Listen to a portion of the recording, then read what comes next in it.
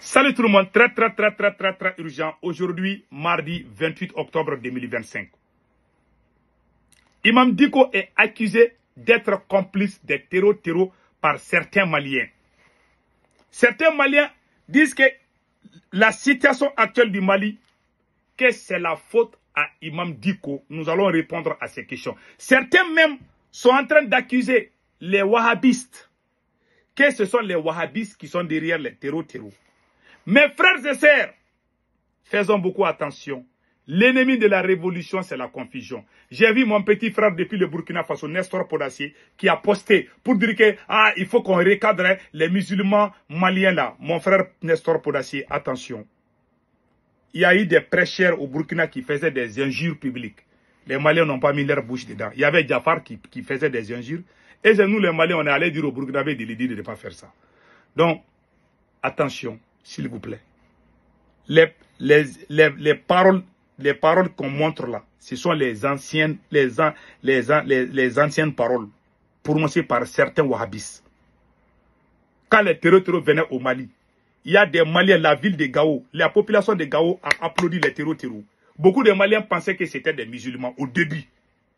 Donc, les prêcheurs qui ont dit ça là, ils sont allés couper ça. Aujourd'hui, ils sont en train de montrer ça. Donc, beaucoup de Burkinabés pensent que c'est fait aujourd'hui. C'est fait il y a plus de 10 ans. Quand les terreaux venaient au début, la population de Gao a applaudi les terreaux. Beaucoup de Maliens étaient d'accord au début. Les gens pensaient que c'était des musulmans. Ils sont venus. Mais quand les gens ont vu autre chose, les gens les ont refusés. Il y avait des prêcheurs qui étaient dedans. Il faut voir la population. Toute une population a applaudi les terreaux. Ça s'est passé au Mali en 2012. On va parler de ça. Maintenant, il y a un monsieur qui accuse Imam Dicko. Je vais vous montrer la vidéo. Voilà, et regardez.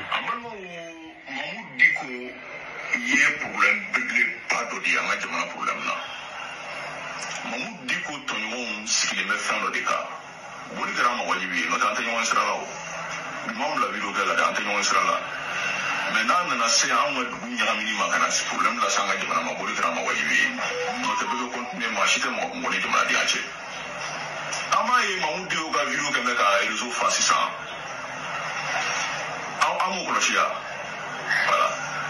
Donc Mahmoud Dicko tongon ka suya emi u ka jigiya emi e meno de fo Mali on yana. Mali to kan nyami na nyami na mami na ka tamatime. Donc bla fo ku de wure bla Dicko ma. Voilà le monsieur là. Je lui respecte beaucoup, je ne vais pas lui manquer du respect, mais il a menti.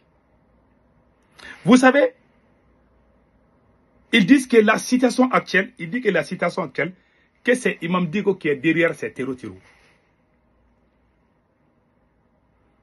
Parce qu'actuellement, Assimi Goïta vient négocier avec Imam Dicko pour faire la paix.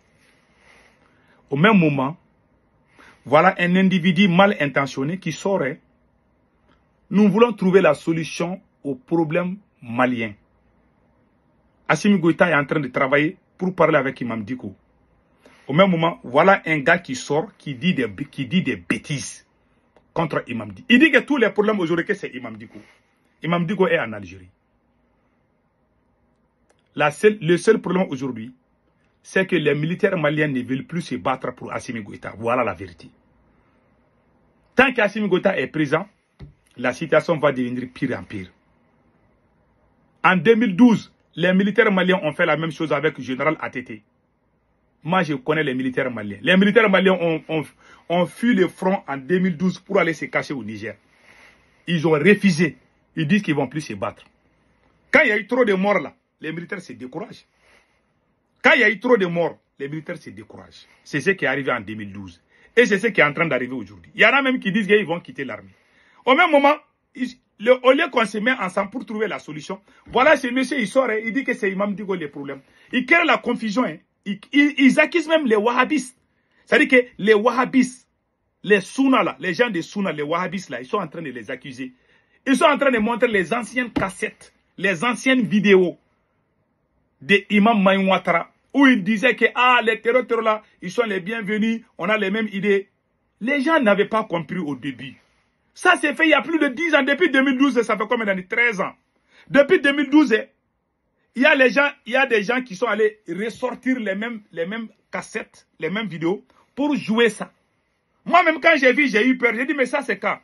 Après, j'ai vu que c'est une ancienne vidéo. Donc, faites beaucoup attention. Il y a des gens qui créent la confusion. Le président Assimi Goïta a dit que ceux-là qui prennent les armes là, ils ne se battent pas pour l'islam. Hein. Ils ne se battent pas pour l'islam. Ils se battent pour les Occidentaux. Ces gens qui nous combattent, ce ne sont pas les djihadistes. Ce sont les terreaux des mercenaires. Parce que quand tu parles des mots djihadistes, c'est comme si tu es en train de légitimer leur combat. Faisons beaucoup attention à nos communications. Écoutons. Écoutez Assimi Goïta.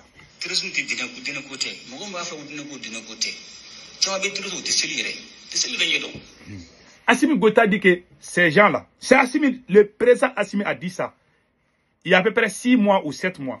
Assimi Goïta dit que ces gens, ces terreaux-là, ce ne sont pas des musulmans. Arrêtez d'accuser les musulmans. Il y a des gens qui sont contre les musulmans là. Ils profitent de cette occasion pour tromper les gens. Ah, les prêcheurs là, ils disent ceci, hein, ils ont le même langage que les terreaux. Ah, ils sont ceci. Assimi Goïta a été clair. Hein. Mon frère Nestor Pourasé depuis le Burkina. Voilà, Assimi Goïta dit que ces gens-là, ils n'ont rien à voir avec l'islam. Donc, il faut vraiment foutre la paix. Je demande à tout le monde de foutre la paix aux musulmans du Mali. Ils n'ont rien à foutre avec ces gens-là. Ces gens qui prennent les armes contre le Mali sont des mercenaires français. Point final. Ce ne sont pas des djihadistes, ce ne sont pas des gens qui défendent la religion. Ils font semblant. On a vu le cas en Syrie. Donc, arrêtez de tomber dans les erreurs. L'ennemi de la révolution, c'est la confusion. Le président Assimi Goïta a été clair. Écoutons une fois de plus encore.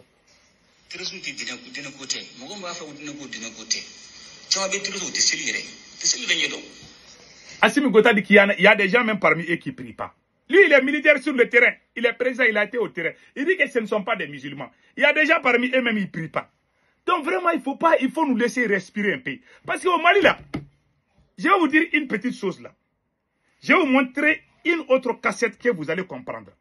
Il y a Sékou Boli qui est conseiller au ministère de la Réconciliation. Il travaille au service de renseignement du Mali. C'est un peul. Il s'appelle Sékou Boli. Il dit que le Mali a fait une négociation secrète avec les terreaux. Et écoutez ce qu'il va dire.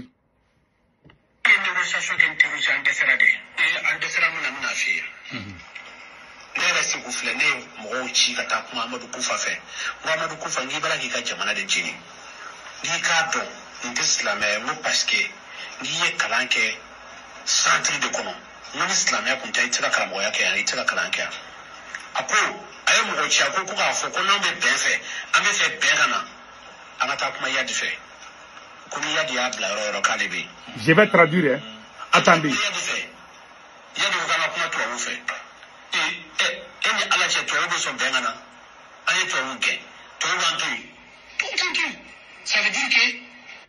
Donc vous avez compris. Sékou Boli que vous voyez là. Il travaille au service secret du Mali, au service de renseignement du Mali. Il est conseiller au ministère de la Réconciliation. Il dit que les autorités maliennes ont cherché à parler avec Amadou Koufa pour la paix. Le chef terroriste Amadou Koufa a dit d'aller parler avec le chef terroriste Yadagali. Yadagali, quand les autorités maliennes ont rencontré Yadagali, le chef terroriste Yadagali dit d'aller parler avec la France, que si la France est d'accord. Il dit que ces terreaux-là ne sont pas des musulmans. Ce sont des gens qui sont au service de la France. Voilà, point final. Ah, les musulmans là, il faut diminuer les mosquées, les gens qui racontent ces bêtises là. Foutez-nous la paix. Depuis qu'on n'a pas entendu parler des mots terreau là, depuis que les terreaux ne sont pas venus chez nous là, on priait. Et rien n'a changé au Mali. Hein. Vous voulez empêcher même les musulmans de prier. Même si tu dis Allah Akbar, ils vont dire que tu es terreau. Vous nous foutez la paix, les ennemis de l'islam là. Ils veulent profiter de ça pour essayer de créer la confusion. Ça ne marchera pas. Les autorités maliennes ont compris. Cette fois-ci, moi je dis merci au président Assimi Goïta. Même si je ne suis pas d'accord avec lui, hein, mais il a raison. Assimi Goïta a dit que ce ne sont pas des musulmans. Ils ne combattent pas pour l'islam. Mais vous, vous êtes en train d'accuser, pendant que les bandes de voyous accusent les vrais musulmans au Mali, les wahhabis, le président même dit que ces gens qui se battent là, il y en a même qui ne prient pas. Ils font semblant, ils crient, ils ont les courants, ils disent beaucoup de choses, mais en réalité, ce ne sont pas des musulmans. On a vu les cas en Syrie. Ah, quand les terroristes est devenu président en Syrie, là, il porte cravate, non? Il se coiffe. Ah, il est devenu jeune. Hein? Donc, c'est un fake news. Foutez-nous la paix. Voilà. Le service de renseignement a contacté les deux chefs terreaux. Ils ont dit de se mettre en accord avec la France. Vous voulez quoi de plus? Le président même qui est Assimi Goïta, il dit que ce ne sont pas des musulmans. Mais vous, vous insistez, vous cherchez quoi? Ça veut dire que vous-même là. Et puis, nous, on est dans ce combat. Les gens qui ont fait le combat là contre la France, les vrais panafricains ne disent jamais ces choses-là. Les gens qui disent ces choses-là, c'est des bandes de voyous. Ceux qui sont au Mali là, c'est des gens qui sont contre l'islam depuis des siècles. Leurs grands-pères n'ont jamais été d'accord avec l'islam. Leur père n'est pas d'accord avec l'islam. Maintenant, eux aussi, ils sont venus, eux aussi, ils veulent combattre l'islam. Ils trouvent cette occasion, ils voient les terroristes en train de lire le Coran, ils vont dire que ce sont les musulmans. Pour tromper le peuple. Cher peuple de l'AES, ne tombez jamais dans ces pièges-là. Les musulmans ne sont pas des terroristes. C'est faux. Le président Assimi Goïta l'a bien dit. Voilà. Donc tout est clair ici. Hein. Donc maintenant, nous allons partir avec la deuxième phase. Je vais vous montrer une chose qui va beaucoup vous impressionner.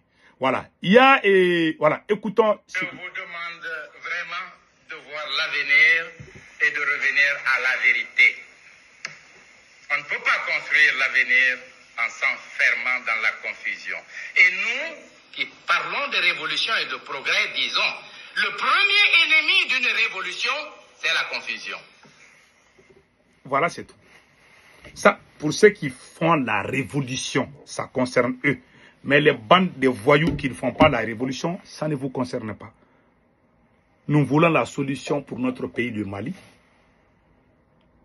Le vrai problème au Mali aujourd'hui, il y a un problème entre Assimi Goïta et les chefs militaires. Après les arrestations du général Nema Sagara et du général Abbas Tambélé, la chaîne de commandement a été complètement verrouillée. Les officiers les plus populaires de l'armée malienne ont été radiés. Voilà, aujourd'hui, l'armée malienne est dans les sérieux problèmes. Depuis que ces deux généraux ont été arrêtés, là, nous sommes en train de perdre le terrain face aux ennemis. Voilà la réalité. Maintenant, comment trouver la solution? Nous devons faire travailler la tête. Au lieu de s'asseoir sur les deux fesses et puis accuser X ou Y, Sékou Touré l'a dit, le premier ennemi d'une révolution, c'est la confusion. Nous sommes des révolutionnaires depuis que certains... Nous sommes dans la révolution il y a plus de 30 ans. Moi, je n'ai pas changé. Je ne changerai jamais. Mais il y a des petits révolutionnaires qui ont même commencé la révolution il n'y a même pas 2 ans. C'est eux qui viennent. Ils sont venus en vitesse, à 80 km/h. Ils viennent et disent que nous, on n'est pas révolutionnaires. Et que depuis que leur maman n'est pas mariée, là, depuis que leur papa n'a pas amené les 10 couleurs là, pour leur maman, là, nous sommes dans la révolution. Depuis que vous êtes en train de chier sur les dos de vos mamans, là, nous sommes dans la révolution. Ce sont les petits gamins viennent de nulle part qui nous disent comment nous on doit faire la révolution. Quand on assassinait Sankara en 1987, nous on était dans la révolution. On était dans la révolution depuis ce temps. Combien parmi vous étaient nés? En ce moment, certains d'entre vous même étaient sur le dos de leur maman. En 1987, quand ils ont tué Thomas Sankara, nous on était dans la révolution. Moi, j'ai lu tellement de livres révolutionnaires là. Ma vie même, c'est la révolution. Et pendant un combat de 30 ans, bientôt 40 ans, des étrangers viennent ouvrir leur gueule pour nous dire n'importe quoi. Vous êtes des défenseurs des régimes. Il y a les défenseurs des régimes, il y a aussi des révolutionnaires. Nous ne sommes pas des défenseurs des régimes, nous sommes des défenseurs de la vérité. Voilà la différence entre nous.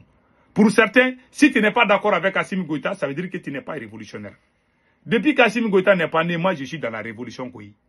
Ah, foutez-nous la paix. En bon entendeur, sali. Et foutez la paix aux musulmans.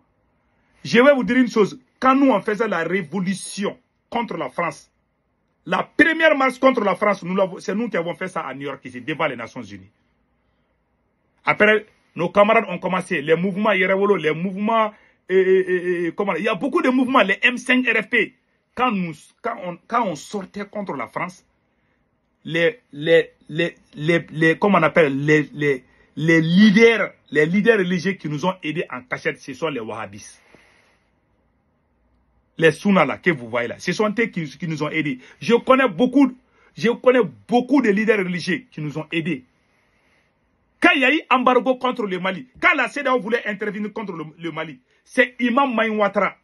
Imam Maïn Ouattara. Les Burkinabés, vous connaissez non? Ouattara. Imam Maïn Ouattara. Ouattara, c'est un nom burkinabé, n'est-ce pas? Donc, notre Imam Maïn Ouattara là, qui est du Ségou là, c'est lui qui s'est affiché. Il est le seul leader religieux au Mali qui s'est affiché pour défendre le Mali contre la CEDEAO, qui a même dit que les plantains, là, les alocos de la Côte d'Ivoire, que ça va se gâter là-bas. Là. Il a même eu des problèmes avec des Ivoiriens. Parce qu'il défend. Mais c'est un wahhabiste, il est des Sunnas. Aujourd'hui, vous le traitez de toutes les sauces. Vous amenez ces anciennes vidéos où il défendait les terreaux. Quand les terreaux venaient au Mali en 2012, beaucoup de Maliens pensaient que c'était des musulmans. Beaucoup de Maliens, j'ai vu la ville de Gao, la population de Gao a applaudi les terreaux. Ce jour-là, moi, j'ai pleuré. Est-ce que moi, je peux traiter toute une ville pour dire que c'est une ville de terreaux? Il y a eu des erreurs quand ces gens-là sont venus. Parce qu'ils sont convaincants, ils disent que nous sommes tous des musulmans, ils vont dans les mosquées. Mais en réalité, ce ne sont pas des musulmans. Ce sont des trompeurs. Ils ont trompé la population. Il y a des gens qui sont tombés dans ces pièges-là. Donc ces anciennes vidéos-là, c'est ça qui sont en train d'apparaître maintenant. Pour tromper, pour faire croire les ennemis du Mali, les ennemis de l'AIS, les ennemis de la révolution sont en train de créer la confusion partout.